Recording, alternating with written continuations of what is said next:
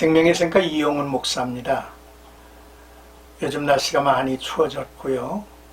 그리고 신종 바이러스가 출현해서 많은 사람들을 두렵게 하고 있습니다. 비단 우리나라뿐만이 아니라 지구촌 곳곳에서 이 어려운 때를 보내고 있는 것이죠. 우리 그리스도인들이 알아야 할 일은 사람들의 수고와 노력이 꼭 필요하지만 그러나 이 현상을 멈추게 하실 리가, 이 악한 바이러스를 물리치실 리가 하나님이시라고 하는 사실을 잊지 말았으면 좋겠습니다. 그러므로 겸손히 하나님 앞에 자복하는 마음을 가지고 기도하며, 하나님, 이 재난에서, 이 고통에서 속히 우리를 구원해 달라고 하는 기도가 모아져서 하나님의 응답으로 이어지기를 간절히 소원합니다. 생명의 샘가에서는 베드로전서 묵상을 하고 있고요. 오늘 8번째 시간입니다. 2장 18절로 25절까지 고용주에 대하여 라고 하는 주제가 되겠습니다. 베드로는 당시 사회제도를 모두 옹호하는 것은 아닙니다. 주어진 한계 속에서 그리스도인 종들이 따라야 할 길을 제시하고 있는 것이죠. 아무리 우리가 어려워도 하나님을 생각하며 고난을 참으면 그것이 바로 은총이라고 하는 사실이죠. 먼저 18절에서 20절까지는 선을 행함으로 고난을 받고 참으면 아름답다라고 하는 말씀입니다. 사원들아, 범사에 두려워함으로 주인들에게 순종하되 선하고 관용하는 자들에게만이 아니라 까다로운 자들에게도 그리하라 라고 말씀을 하십니다. 사원은 헬라나 로마 가정에서 볼 수 있는 가정 내의 종들을 말합니다. 집안에서 여러 가지 일을 맡아 하는 자들을 가리키죠. 지위상 사원들의 삶은 주인이 주는 싹으로 살아가는 이들이었습니다. 그들 가운데 많은 이들이 교육을 잘 받았고 가정 내에서 책임 있는 지위에 있기도 했지요. 1세기에 이 종들은 의사, 교사, 음악가, 비서들을 이제 포함했다고 합니다. 이 종들 또는 사원들은 범사의 주인에게 두려워함으로 복종하거나 또는 자진하여 자신을 그들의 고용주나 주인의 권세 아래 두어야만 했습니다. 선한 주인 아래 있는 사원의 경우도 있었지만 대개는 주인으로부터 종종 부당한 취급을 받곤 했죠. 불친절한 주인의 거친 대우조차도 용납하라는 것과 이런 사람이 하나님 앞에 아름다운 사람이라고 했습니다. 우리가 이해하기 좀 어려운 말씀이기도 하죠. 그리스도인 종들은 당장의 불의보다 더 중요하고 큰 문제가 있음을 이해해야 했습니다. 더 큰 문제란 바로 그의 행위에 예수님의 이름이 걸려 있다는 것입니다. 그러므로 그리스도인 종들의 행위로 인해서 불의한 주인이 구원을 받을 수도 있다고 하는 사실이죠. 이제 21절의 말씀은 너희에게 본을 끼쳐 그 자취를 따라오게 하려 하셨느니라 했습니다. 이를 위하여 너희가 부르심을 받았으니 그리스도도 너희를 위하여 고난을 받으사 너희에게 본을 끼쳐 그 자취를 따라오게 하려 하셨느니라 했습니다.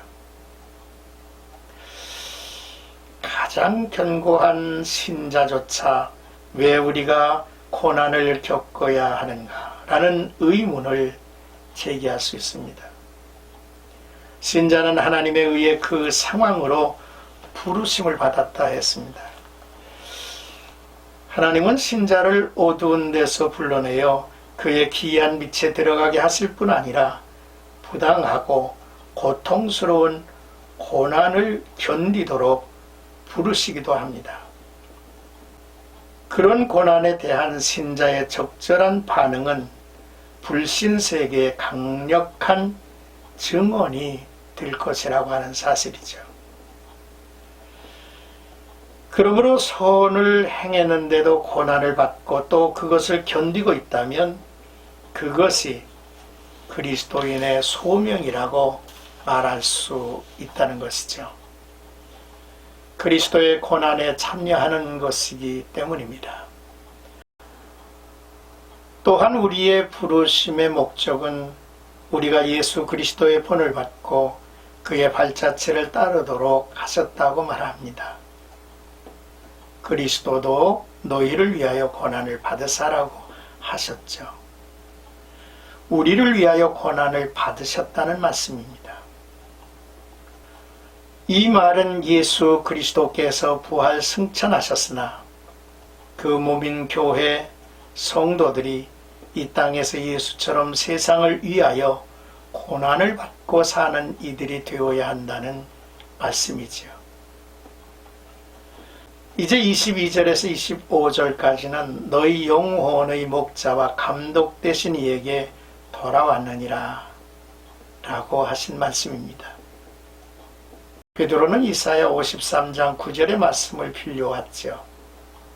그리스도의 고난의 부당성과 그분의 반응이 어떻게 신자의 반응이 될 수 있는지를 예시합니다. 저는 죄를 범하지 아니하시고 그 입에 괴사도 없으셨고 말로 죄를 짓지 않으셨습니다. 우리가 예수 그리스도 그분에게로 돌아온 자가 되었다는 거죠. 그는 친히 나무에 달려 그 몸으로 우리 죄를 담당하셨으니라고 말씀을 하십니다. 우리의 모든 잘못들을 자신 위에 두시고 우리를 대신해 십자가 위에서 죽으셨고 죄의 궁극적 결과인 영원한 심판에서 우리를 구원하셨습니다.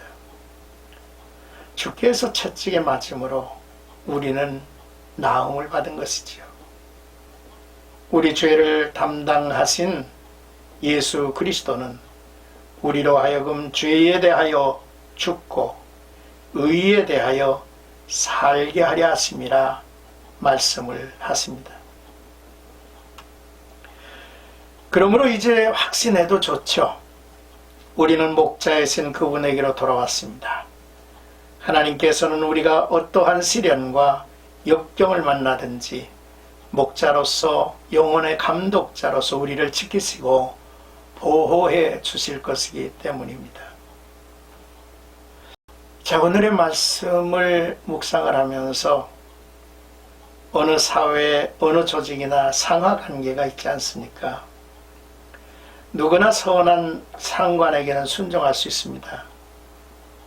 그러나 신자들은 그런 한계를 넘어 까다롭고 인내하기 어려운 상전에게도 순종하며 존중을 표하도록 부르심을 받았다는 것입니다. 중요한 말씀입니다.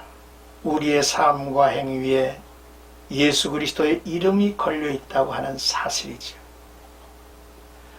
또한 부당하게 고난을 당함으로 우리가 참고 인내하면 강력한 증인이 될 것이라는 말씀입니다. 이것이 세상 사람들과 다른 그리스도인의 특징이라고 말할 수가 있죠.